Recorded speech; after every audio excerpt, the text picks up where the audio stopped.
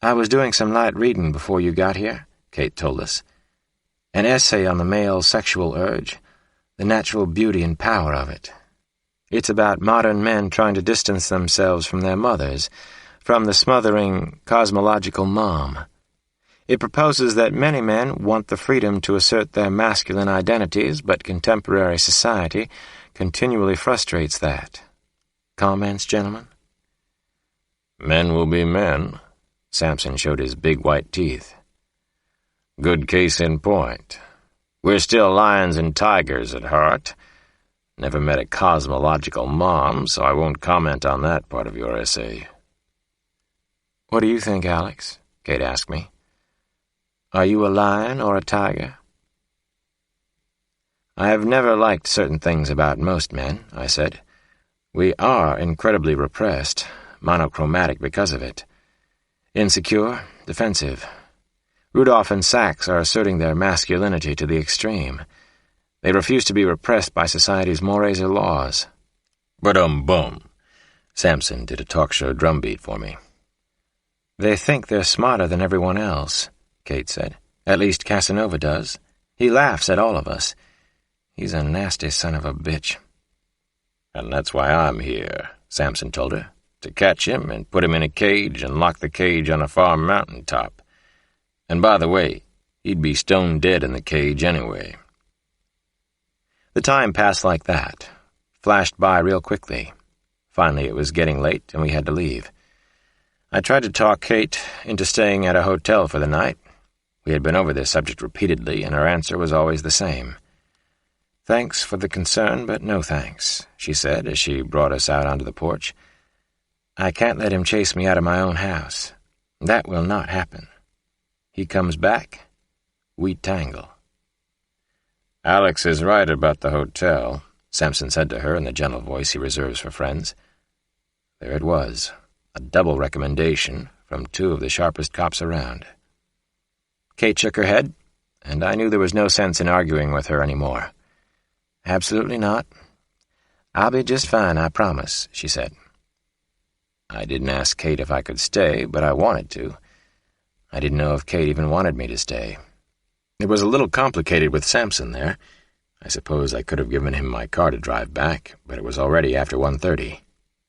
We all needed to get some sleep anyway. Sampson and I finally left. "Very nice. Very interesting woman. Very smart. Not your type," Sampson said as we pulled away from the house. From him, it was a rare rave review. "My type," he added. When we reached the end of the block, I turned and looked back at the house. It was cooler now, in the low 70s, and Kate had already turned off the porch light and gone in. She was stubborn, but she was smart. It had gotten her through med school. It had gotten her past the deaths of people she loved. She would be okay. She always had been. I called Kyle Craig when I got back to the hotel, though. "How's our man Sachs?" I asked him. "He's just fine. He's all tucked in for the night. Not to worry." Chapter 92. After the good ship Alex and Sampson left, Kate carefully checked and double-checked all the doors and windows to her apartment. They were securely locked. She had liked Sampson right away. He was huge and scary, nice and scary, sweet and scary. Alex had brought his closest friend to see her, and she liked that. As she did her rounds, her safety check of Home Sweet Home, she ruminated about a new life, far away from Chapel Hill, far away from everything terrifying and bad that had happened here. Hell, I'm living a Hitchcock movie, she thought. If Alfred Hitchcock had stayed alive long enough to see and react to the madness and horror of the 1990s. Exhausted, she finally climbed into bed. Yuck. She felt stale bread or cake crumbs against her legs. She hadn't made the bed that morning. She wasn't accomplishing much lately, and that made her angry too. She'd been on a proper schedule to complete her intern year this spring. Now she didn't know if she'd make it by the end of summer. Kate pulled the covers up under her chin. In early June. She was getting so buggy. Her anxiety wasn't going to stop while the monster Casanova was on the loose out there, she knew. She thought about killing him, her first and only violent fantasy. She imagined going to Wick-Sax's house, an eye for an eye. She remembered the appropriate passage from the book of Exodus. Eidetic memory, right. She really wished that Alex had stayed, but she didn't want to embarrass him in front of Samson. She wanted to talk to Alex the way they always did, and she wished he was with her now. She wanted to be in his arms tonight, maybe more than just in Alex's arms. Maybe she was ready for more, one night at a time.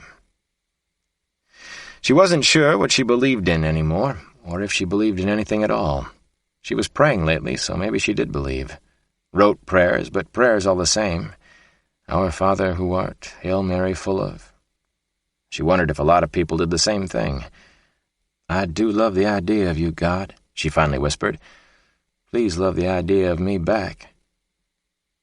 She couldn't stop obsessing about Casanova, about Dr. Wick-Sax, about the mysterious disappearing house of horror and the poor women still trapped there.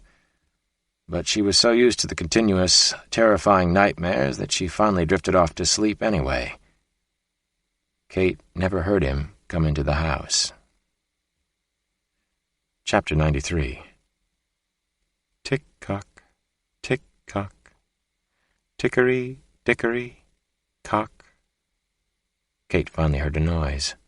A floorboard creaked on the right side of the bedroom.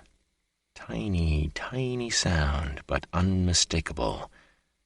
That wasn't her imagination, wasn't a dream. She sensed that he was there in her bedroom again. Let it be a crazy thought. Let it be a scene in a nightmare. Let this whole past month be a nightmare I'm having. Oh, Jesus. Oh, God, no, she thought.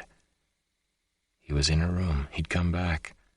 This was so bad that she couldn't make herself believe it was happening. Kate held her breath until her chest ached and threatened to cave in.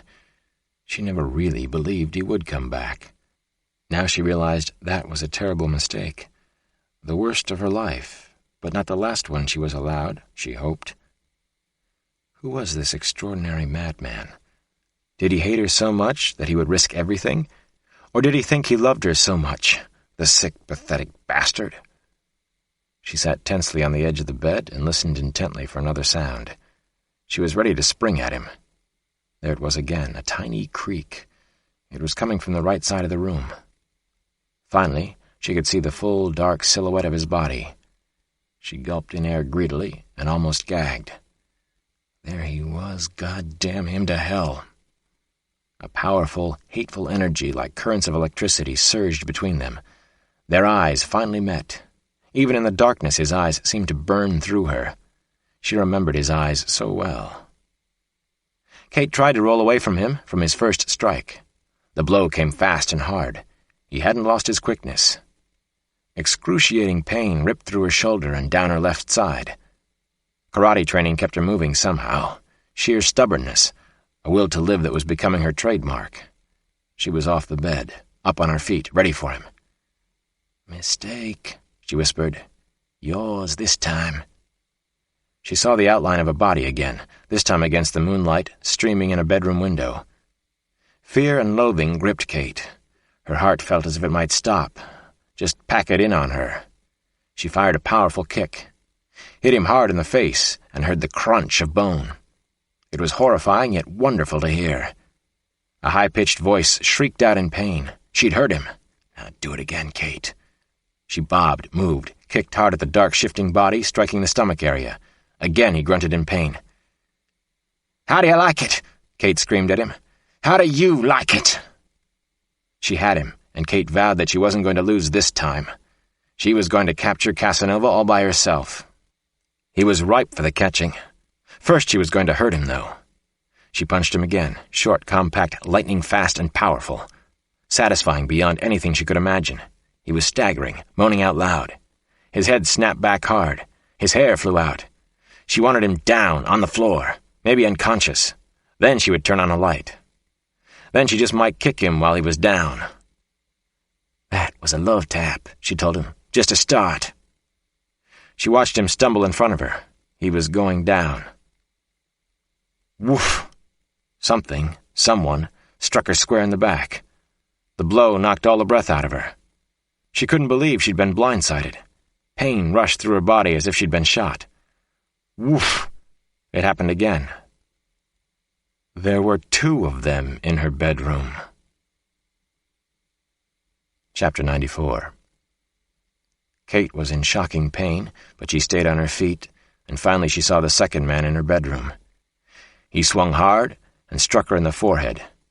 She heard a metallic ring and felt herself falling, toppling. Felt herself vaporizing, actually. Then her body bounced off the wooden floorboards. 2 voices were floating above her. 2 monsters inside her bedroom. Stereo nightmares. "You shouldn't be here," she recognized Casanova's voice. He was talking to the second intruder, the demon behind door number 2. Dr. Will Rudolph. "Yes, I'm the one who should be here. I'm not involved with this stupid bitch, am I? I couldn't care less about her. Think it through. Be smart." All right, Will. "What do you want to do with her?" Casanova spoke again. "This is your show, isn't that what you want?" "Personally, I'd like to eat her a nibble at a time," said Dr. Will Rudolph. "Is that too extreme?" They kept laughing like 2 buddies talking at a sports bar. Kate felt herself fading away from the scene. She was leaving. Where was she going? Will Rudolph said that he bought her flowers. They both began to laugh at the joke. They were hunting together again. No one could stop them. Kate could smell their body odor, a strong male musk that seemed to combine into an overpowering presence. She stayed conscious for a long time. She fought with all her strength. She was stubborn, willful, proud as hell. The light finally went out for her, like a tube in an old-fashioned TV set. A blurry picture, then a small dot of light, then blackness. It was that simple, that prosaic. They turned on the bedroom lights when they were finished, so that all of Kate McTiernan's admirers could have a last good look at her. Murdered beyond cold blood. Chapter 95. My arms and legs were shaking uncontrollably as I tried to drive the 5 miles or so from Durham to Chapel Hill. Even my teeth were chattering, hitting together hard. I finally had to pull off Chapel Hill-Durham Boulevard, where I thought I would probably crash the car. I sat slumped in the front seat with the car headlamps shining across dancing dust motes and light-crazed insects that hovered in the early morning air. I took deep breath after deep breath, trying to suck in some sanity. It was past 5 in the morning and the birds were already singing away. I put my hands over my ears to shut out their songs. Samson was still asleep back at the hotel. I'd forgotten that he was there. Kate had never been afraid of Casanova. She trusted in her ability to take care of herself, even after her abduction. I knew that it was irrational and crazy to blame myself, but I did. Somewhere, at the same time, during the past few years, I had stopped behaving like a professional police detective. There was some good in that, but, in a way, it was bad. There was too much pain on the job, if you let yourself feel it. That was the surest, fastest way to burn out. I eventually eased the car back onto the road. About 15 minutes later, I was at the familiar clapboard house in Chapel Hill. Old Lady's Lane, Kate had dubbed the street. I could see her face, her sweet, easy smile, her enthusiasm and conviction about things that mattered to her. I could still hear her voice. Samson and I had been at this house less than 3 hours ago. My eyes were tearing, my brain screaming. I was losing control. I remembered one of the last things she'd said to me. I could hear Kate's voice. He comes back, we tangle. Black and white police cruisers, somber-looking EMS vans, and TV trucks were already parked everywhere on the narrow 2-lane blacktop street. They were filling every available space. I was sick to death of the sight of crime scenes. It looked as if half the town of Chapel Hill was congregated outside Kate's apartment. In the early morning light, all the faces looked pale and grim. They were shocked and angry. This was supposed to be a gentle college town, liberal thinking, a safe haven from the whirling chaos and madness